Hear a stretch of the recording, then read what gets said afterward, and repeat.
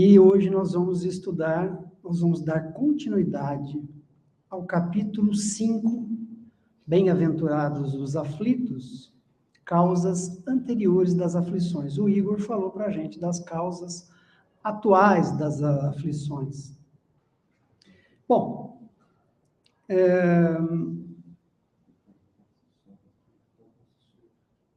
nós temos está no nosso inconsciente, associarmos a dor a uma coisa negativa. Mas a dor, segundo filósofos, segundo religiosos, ela é um dos maiores instrumentos para a nossa evolução. Mas para que você entenda isso, você precisa mudar a lógica da sua vida, mudar o seu referencial. Então, se você entender a felicidade como um prazer, esse prazer é efêmero, um dia ele vai acabar.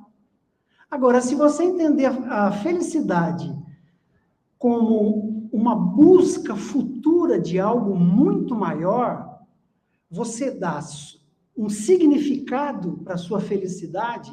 Nessa busca por esse algo maior, a felicidade ela vira um penduricalhos, assim, ó. Você vai ter momentos felizes e momentos não muito felizes. Isso é importante.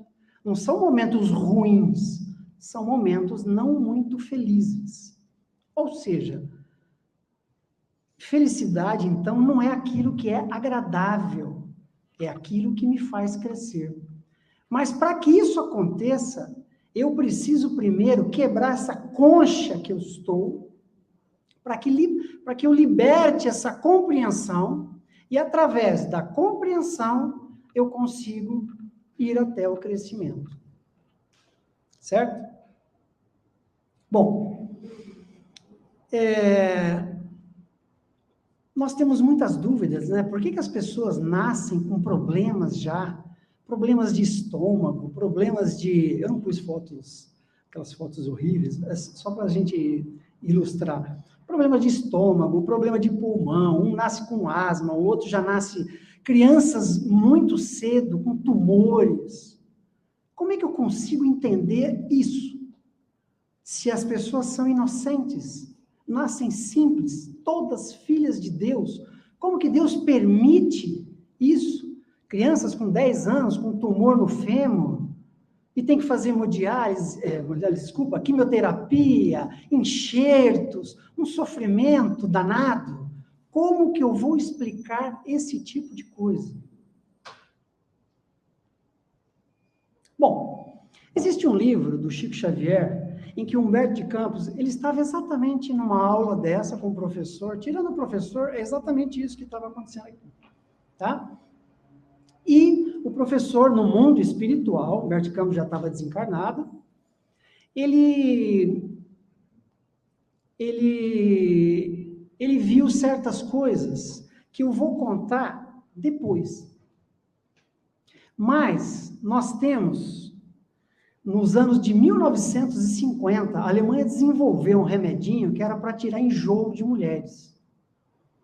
E esse remedinho que tirava enjoo de mulheres, o mundo inteiro tomou, e o Brasil toma qualquer coisa, né?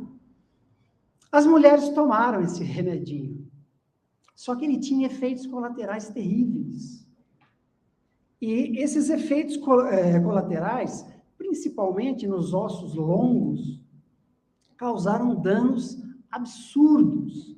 Crianças começavam a nascer sem braços, crianças começavam a nascer sem pernas, o dedo nascia no ombro, entre outras coisas horrorosas. Não sei se eu vou chamar isso de ilustração, mas esse é um artigo da Folha de São Paulo, né, que mostra que, na época, a tragédia da talidomida, que é o nome do remédio.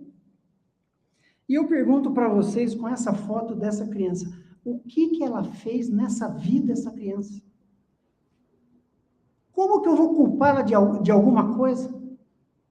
O que ela está pagando, né, nessa vida? Bom, são perguntas que, no final, a gente pode tentar mostrar como que funciona essa justiça divina, que é uma justiça sempre de justiça, amor e caridade. Nenhuma filosofia, nenhuma religião, algumas passam muito perto, algumas até acertam, mas não explicam como a doutrina espírita. Não conseguem. O budismo, se vocês perceberem, ele até fechou coisas, os 4 pilares dele. Ou seja, a dor como um processo de crescimento, a dor existe, tem uma causa, essa causa, se não está nessa vida, está na vida passada, e você pode retirar a dor se você fizer o bem, adotar o amor. É perfeito isso. Ou seja, o perdão cobre a multidão de pecados, mas não explica certas coisas. Aliás, a maioria das religiões, todas são reencarnacionistas, e a maioria dos filósofos também são reencarnacionistas. Um dia chegaram para o Sócrates e falaram assim, um aluno lá dele, que ficava olhando, falou, Sócrates, da onde vêm os vivos? E o Sócrates sempre devolvia uma outra pergunta. Sócrates falou assim, da onde vêm os mortos? Aí o aluno falou assim, nossa, que pergunta boba. Os mortos vêm dos vivos. E o Sócrates falou para ele, então, os vivos vêm dos mortos. Era uma coisa extremamente óbvia para eles. E ele tentava passar isso.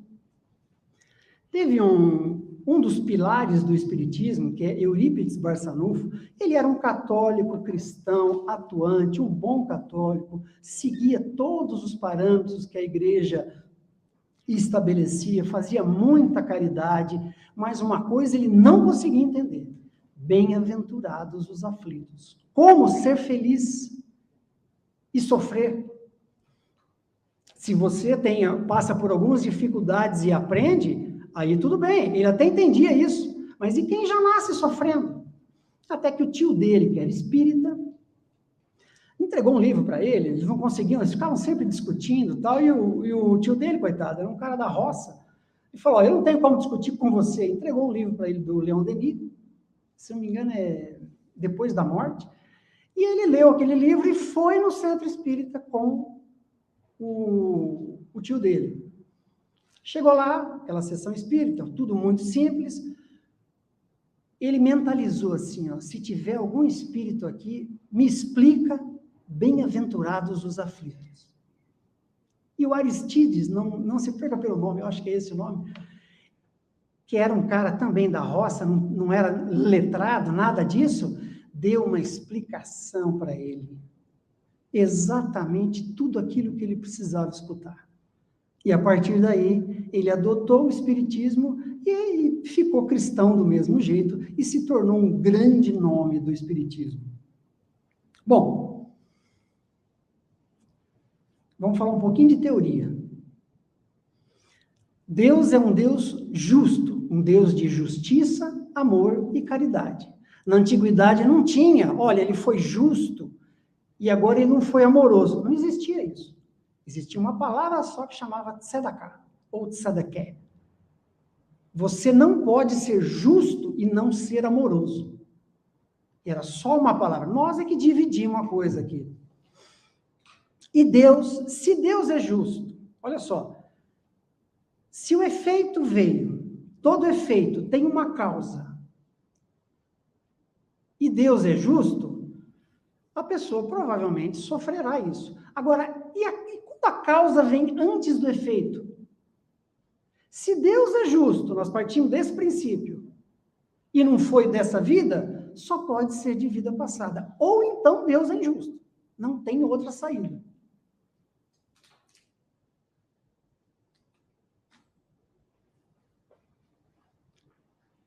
Bom, aqui está meu corpo.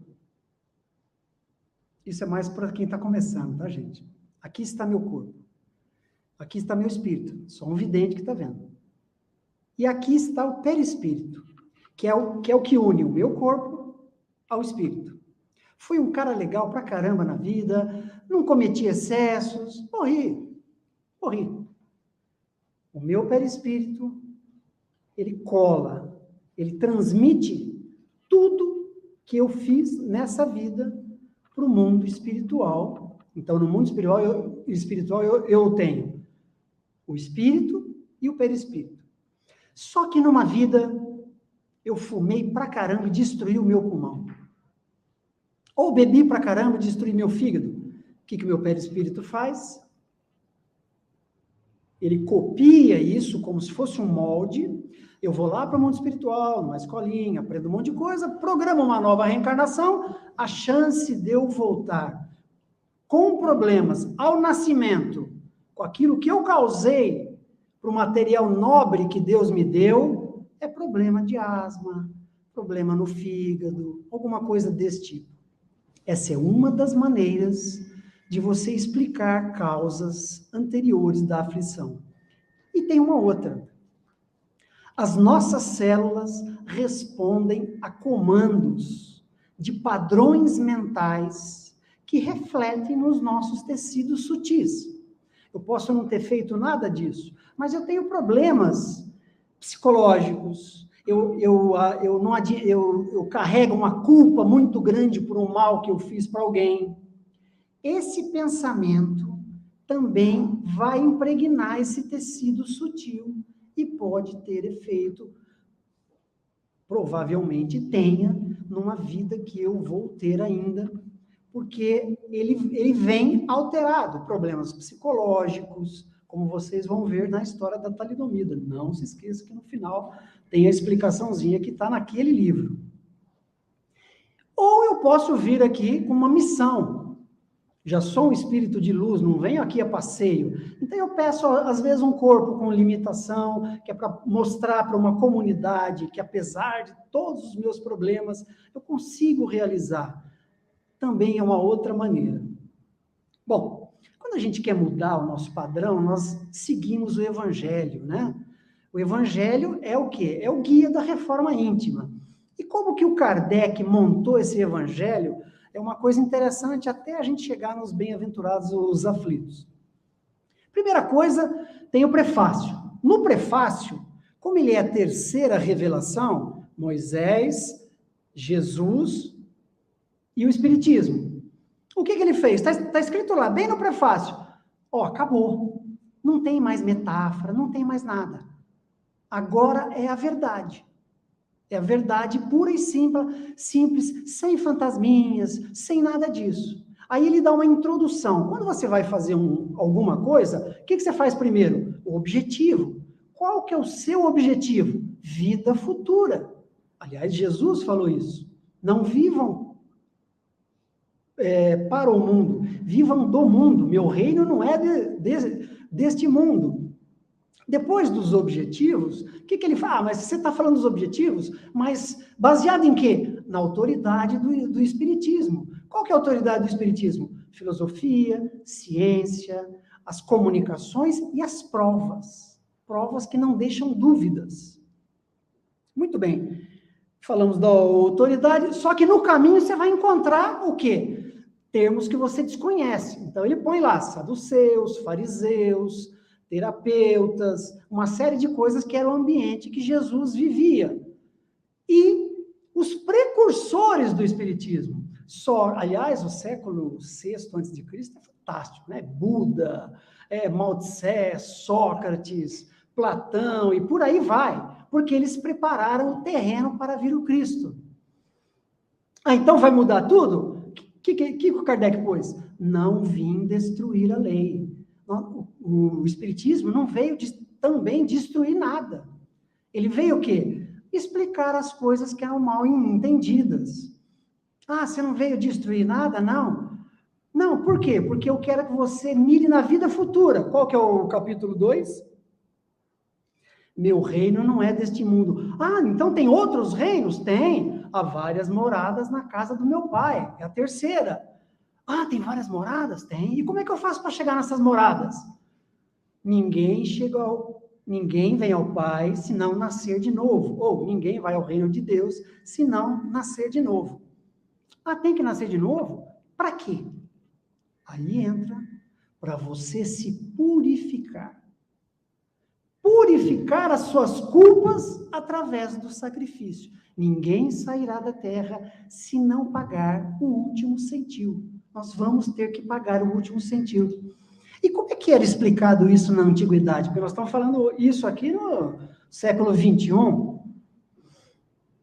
Bom, vocês estão vendo o tabernáculo aqui, né? Um foguinho que tinha ali, um carneirinho, mais para frente tem 2 homens e atrás uma cortina. São os 3 estágios.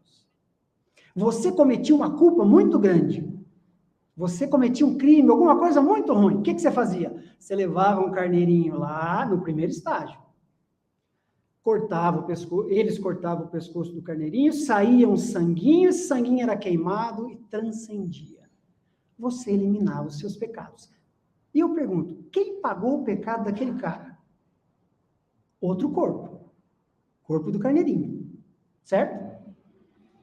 Era assim, esse é o método Piaget. Você se relaciona com o concreto para atingir o abstrato. À medida que você vai evoluindo e você erra muito pouco e vai estudando, você entra no segundo estágio, que é onde estão aqueles 2 caras lá, que são os pães da proposição, o candelabro. Esses pães da proposição e o candelabro, você já está no banquete com o Cristo. Você até vai cometer alguns errinhos, mas vai ser muito mais fácil. E o da cortina é quando você estiver no estágio que Jesus está, espírito puro, espírito crístico. Você não erra mais. Então, se você pegar a classificação do Kardec, espíritos de terceira ordem, estágio 1. Espíritos de segunda ordem, estágio 2. Espíritos de primeira ordem, estágio da cortininha. Tudo foi ensinado. O problema é a época. Mas agora vamos dar um exemplo mais concreto. Jesus fala aqui, dá a entender que João Batista era Elias. Certo?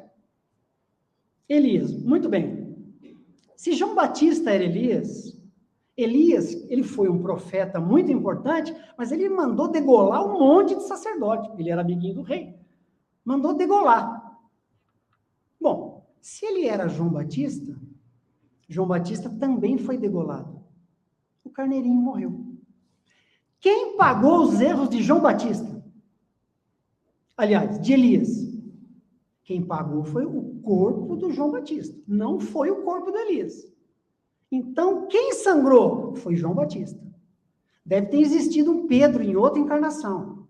Esse carneirinho aqui está pagando os erros da encarnação. Não foi o outro Pedro que pagou. Aquele lá cometeu erros. Esse aqui está pagando. É assim que era ensinado, esses estágios do sacrifício. E quando você paga, você faz o quê? Você está espiando. Quando você está espiando, seu carro está parado, está quebrado, você tomou a atitude de tentar consertar o carro. Bem-aventurado você, né? E quando você espia o seu pecado, quando você espia a sua culpa, você coloca o quê? Uma tampa no passado. E passa a andar com o seu carro de novo. E nisso, só que você vai passar por provas a vida inteira.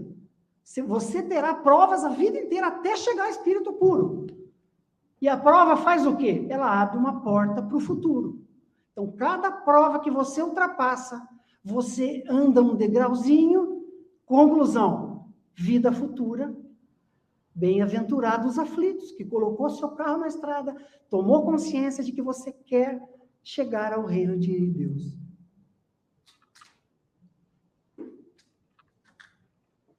Uma sede danada, né? Bom, então, bem-aventurados os aflitos. Mas isso só faz sentido se você acreditar nessa máxima na vida futura. Por quê? Porque senão o Cristo cometeu um contrassenso ou um engodo. Porque se hoje é difícil entender isso, imagina sem a vida futura. Não tem o mínimo jeito. E o mais importante, a palavra bem-aventurança não é feliz. Você até pode usar feliz, né? Porque o cara voltou o carro na estrada, mas ele está sofrendo. Ele não está tão feliz assim, aos olhos dele. Aos olhos do Cristo, do anjo da guarda dele, estão soltando fogos. Porque a palavra em hebraico era asheré, que significa o quê? Significa não desista, avante, vá em frente. Olha aí, você já botou o carro na estrada. Você está querendo pagar, você está querendo crescer. Então, é o quê? É uma felicidade de um filho que está seguindo o caminho do pai. Não é exatamente feliz, pelas pesquisas que eu fiz com Severino Celestino, né? E quem tem aflição procura o quê? Procura o capítulo 6, Cristo Consolador. Vinde a mim, vós que estáis aflito, eu vos aliviarei. Por quê? O caminho com Cristo, o jugo é sempre mais leve. Então, foi assim que ele montou esse evangelho, e é assim que a gente tem que estudar, como o Rogério gosta de falar, é um guia de reforma íntima. E ele é mesmo. Aqui, só para vocês verem um monte que foi proferida lá, as bem-aventuranças, que segundo Gandhi, se tirassem todos os livros do mundo e queimassem, se sobrassem as bem-aventuranças, a humanidade estaria salva. De tanto conteúdo importante. Eu selecionei aqui, gente, para vocês, eu não vou dar livro, vocês vão ter que pesquisar. Ah, tá no livro tal, essa historinha. Não. Pode começar pelo Nosso Lar, chegar até o 13 ali, aí vocês vão ver todas essas historinhas que eu vou contar aqui, que aí você já aproveita e estuda, né? Senão vai ser tudo mastigadinho. Bom, vamos falar um pouquinho de causa-consequência, tá? Envenenei alguém, essa pessoa morreu. Isso acontecia muito na antiguidade. Durmo com aquela culpa. Às vezes descobre depois que desencarna. O que nós estudamos? Que as nossas células respondem a comandos mentais. Provavelmente, para me redimir da minha culpa, eu já imprimi no meu molde, no meu modelinho organizador biológico e nasço com problemas do estômago, com problemas no esôfago, ou me suicidei tomando veneno, destruí o meu corpo. Esporte e dança são aqueles que usam todos os seus atributos físicos da dança, do esporte, ao invés de usarem para coisas construtivas, usam para deturpar valores. Consequentemente, eles imploram por restrições físicas.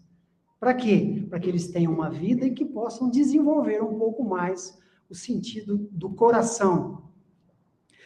Olhos e ouvidos, aí entra a maledicência, aquele cara aquela pessoa que fica bisbilhotando, destrói lares, né? Uns ouvem, escutei isso, passa para frente, causa um escândalo danado. Intencionalmente, eles também suplicam que venham com deficiência nos olhos e também deficiência nos ouvidos.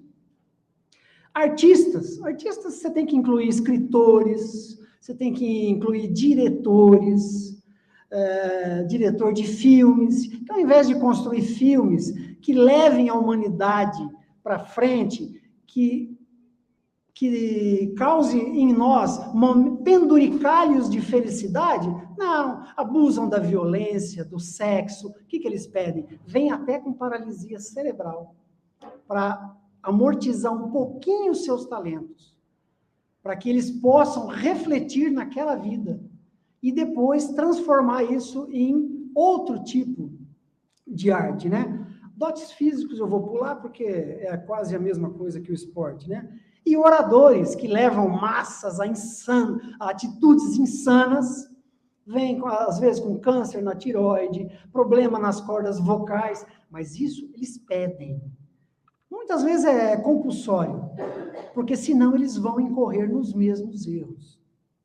E o sexo tem um livro que chama Ícaro Redimido, onde conta a vida do Santos Dumont, e lá também fala isso. Pessoas que abusam do sexo, do chakra genésico, que é esse chakra da reprodução, voltam às vezes com um problema nos ovários, órgãos genitais atrofiados, e por aí vai, porque senão vão incorrer nos mesmos erros. E agora vamos ao final da história da talidomida.